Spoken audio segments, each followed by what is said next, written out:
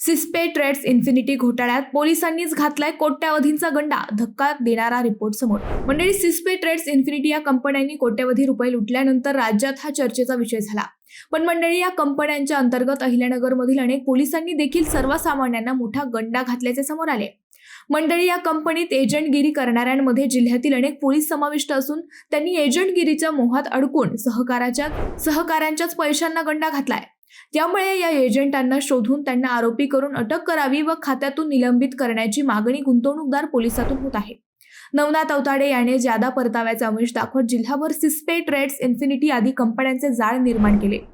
त्याने पोलीस खात्यातील कर्मचाऱ्यांना हाताला धरले. सुरुवातीला भरघोस कमिशन दिले आणि एजंट तयार केले.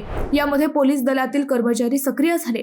दरम्यान या गुन्ह्याचा तपास आर्थिक गुन्हे शाखेकडून सुरू असून काही एजंटांना पोलिसांनी अटक देखील केली. पण पोलीस दलातील एजंट असलेल्या कर्मचाऱ्यांवर कारवाई होत नसल्याने सध्या नागरिकात असंतोषाचे वातावरण असून एजंट पोलीस कर्मचाऱ्यांवर ठोस कारवाई करावी अशी मागणी गुंतवणूकदारांमध्ये होत आहे.